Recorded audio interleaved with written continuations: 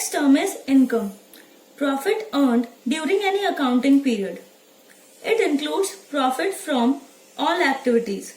बहुत सिंपल सी बात है, जो इनकम होती है उसके अंदर हमने एक अकाउंटिंग पीरियड में जितनी भी इनकम अर्न करी है, जितना भी प्रॉफिट अर्न किया है किसी भी एक्टिविटी से, भले वो फाइनेंसिंग एक्टिविटी हो, भले वो ऑपरेटिंग एक्टिविटी हो जो बिजनेस की एक्टिविटी होती है, भले वो कोई इन्वेस्टमेंट एक्टिविटी हो, किसी भी एक्टिविटी से जब हमने कोई प्रॉफिट अर्न किया है वो ऑल टुगेदर मिला के क्या कहलाता है? इनकम। इसका हम एक छोटा सा फॉर्मूला टाइप बना सकते हैं, that is revenue minus expenses. जितना भी टोटल रेवेन्यू हमारा है उसमें से हमारा टोटल रेवेन्यू जो हम एक्सपेंस हम जब रिड्यूस कर देते हैं तो वो क्या निकलता है? हमारा इनकम। इनकम जो होती है वो इंक्रीज करती है ओनर्स इक्विटी। वो ओनर की इक्विटी जिससे हम क्या कहते हैं? कैपिटल। इनकम जो होती है वो कैपिटल को इंक्रीज करती है। So the next term is profit. Profit क्या होती है? Profit is something which we earn only from the operating activities, यानी बिजनेस एक्टिविटीज। जो भी हमारे बिजनेसेस है उससे जब हम कुछ अर्न करते हैं वो क्या होता है? प्रॉफिट। जैसे हमने कुछ जैसे हमारे पास ये एक पेंसिल है, इसकी कॉस्ट क्या है? इसकी कॉस्ट हमारे जो है वो 8 रुपीज है। हमने इसको सेल कितने में किया? हमने इसको सेल किया 10 रुपीज में। तो जो 2 रुपीज आया, क्योंकि हमारा बिजनेस है पेंसिल्स का, हमारे बिजनेस है पेंसिल सेल करने का, जो 2 रुपीज है वो हमारा क्या आ गया? प्रॉफिट। तो जो ऑपरेटिंग एक्टिविटीज से, जो बिजनेस एक्टिविटीज से जो हमारे प्रॉफिट होता है, जो हमारे गेन्स होते हैं, जो हमारी इनकम होती है, उसे हम एक जो टर्म कहते हैं वो होता है प्रॉफिट। बहुत बार इनकम, प्रॉफिट और गेन्स इनको मिसजज कर लिया जाता है, एक दूसरे की जगह यूज कर लिया जाता है, पर जो प्रॉपर मीनिंग है वो प्रॉपर हमें पता होना बहुत जरूरी है ताकि हम पर्टिकुलर वर्ड को बिल्कुल सही जगह यूज करें। नाउ प्रॉफिट दो तरह से हो सकता है, gross profit and net profit. Gross profit क्या होता है? जब हमारे रेवेन्यू में से सिर्फ उसकी डायरेक्ट कॉस्ट हम डिडक्ट करते हैं, जो हमारा रेवेन्यू है उसमें से सिर्फ जो डायरेक्टली उस पर अप्लाई होती है कॉस्ट, वो जब हम डिडक्ट करते हैं तो उसे क्या कहते हैं? Gross profit. तब जो निकलता है आंसर उसे हम क्या कहते हैं? Gross profit.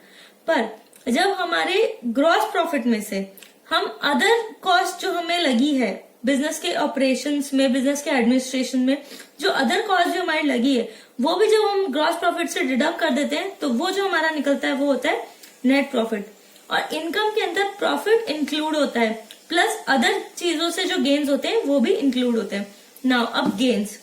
गेन होता है earning of irregular nature. It increases the owners equity and not from operating activity.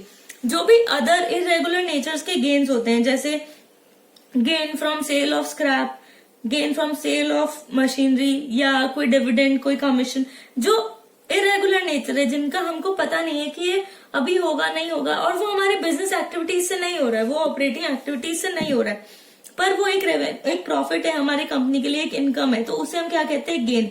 और प्रॉफिट और गेन्स मिला के क्या बन जाता है? हमारा इनकम।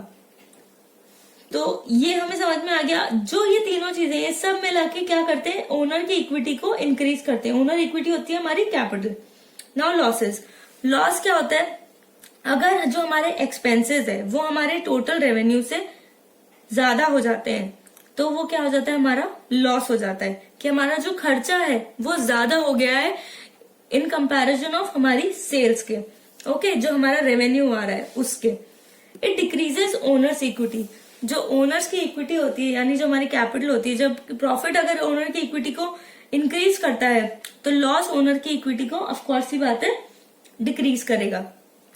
राइट नाउ अब लॉस सिर्फ ऑपरेटिंग एक्टिविटीज का लेंगे या अदर एक्टिविटीज का भी? ऑफकोर्स जो लॉस होता है वो एक ब्रॉडर टर्म है। इसके अंदर हम फ्रॉम नॉन रिकरिंग जो नेचर के लॉसेस होते हैं, जैसे इरेगुलर नेचर के जो लॉसेस होते हैं, जैसे लॉस फ्रॉम थेफ्ट हो गया, या थेफ्ट ऑफ गुड्स जो भी, ठीक है, या loss on sale of machinery हो गया, ऐसे जो लॉसेस होते हैं इन लॉसेस को भी हम इसी के अंदर कंसिडर करेंगे। यानी इरेगुलर नेचर के लॉसेस प्लस ऑपरेटिंग एक्टिविटीज के, जो बिजनेस की एक्टिविटीज है उसके लॉसेस, दोनों मिला के एक हमारा टर्म बन जाता है लॉस।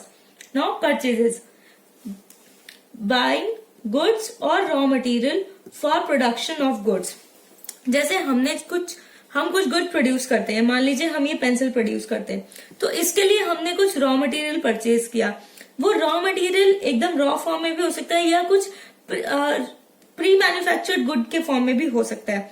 मान लीजिए हमने जो इसके अंदर रॉ मटेरियल यूज किया है, जो वुड यूज किया है, वो हमने डायरेक्ट वुड लिया है, लेकिन जो हमने ये इरेजर लिया है, जो हमने रबड़ इसमें इनबिल्ट किया है, वो जो इरेजर है, ये इरेजर जो टॉप पे लगा होता है, वो इरेजर जो है वो हमने डायरेक्टली खरीदा है, जो ऑलरेडी मैन्युफैक्चर्ड था, पर उसको हमने पेंसिल में फिट करके एक totally all together new product बना दिया है। तो जब हम कोई गुड्स खरीदते हैं या कोई रॉ मटेरियल खरीदते हैं फॉर फर्दर प्रोडक्शन, जो हमारे बिजनेस का जो प्रोडक्शन है, हमारे बिजनेस की लाइन के लिए जो हम खरीदते हैं, जो हमारे गुड्स होते हैं, उनको हम क्या कहते हैं? परचेजेस। अब परचेजेस दो तरीके से हो सकती है, कैश या क्रेडिट। तो कैश परचेज कब होगी? जब हम पेमेंट कैश में करेंगे, और क्रेडिट परचेज कब होगी? जब हम कोई भी चीज जो खरीदेंगे वो हम क्रेडिट पे खरीदेंगे, यानी उसका पेमेंट हम बाद में करेंगे, उसको हम वेंडर से बाद में खरीदेंगे। तो जब हम पेमेंट बाद में करेंगे तो हमारा क्रेडिट परचेज हो जाएगा, और जब हम पेमेंट इन रिटर्न हाथों हाथ कर देंगे वो हमारा कैश परचेज हो जाएगा। Now next term is purchase returns. Goods purchase return for any reason.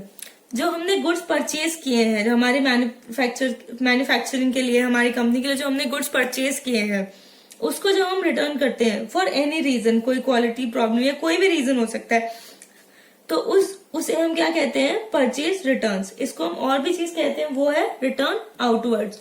जो परचेज रिटर्न है उनको हम एक चीज और कहते हैं, रिटर्न आउटवर्ड्स, क्योंकि गुड्स हमारी फैक्ट्री से या हमारी कंपनी से या हमारी एंटिटी से बाहर जा रहे हैं। तो ये बहुत इजी सा तरीका है इसे याद रखने का कि रिटर्न आउटवर्ड्स कहते हैं इसे। नाउ जो हमारा नेक्स्ट टर्म है वो है सेल्स। सेल्स क्या होता है? जब हम कोई सामान बेचते हैं बाहर, ठीक है, तो जो अमाउंट आता है वो हम क्या कहते हैं? सेल। तो सेल ऑफ गुड्स कैसे हो सकते हैं? दो टाइप्स हो सकते हैं, परचेज फॉर रीसेल और manufactured for sale.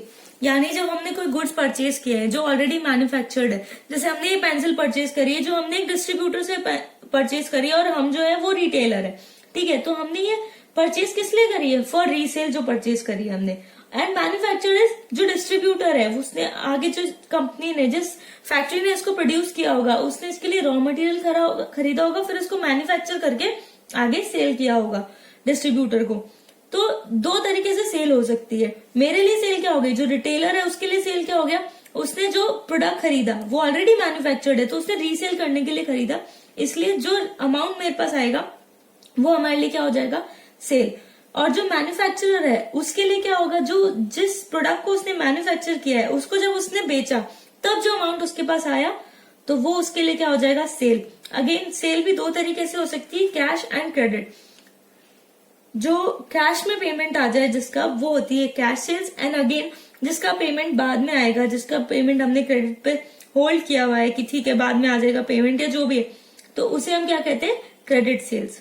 Now sales return, इसे हम एक चीज और कहते हैं, रिटर्न इनवर्ड, यानी जो हमने बाहर सामान बेचा था वो वापस आया है। एक बहुत इजी सा तरीका याद रखने का, दैट इज रिटर्न इनवर्ड। जो बाहर भेजा था हमने, सामान बेच दिया था, वो वापस आ गया है हमारे पास, तो ये क्या हो गया? Return inward. When good sold return by the customer, जब हमने कस्टमर को गुड सेल किया पर उसको नहीं समझ में आया, जो भी रीजन है, तो उसने वापस रिटर्न कर दिया, तो उसे हम क्या कहेंगे? Sales return. नाउ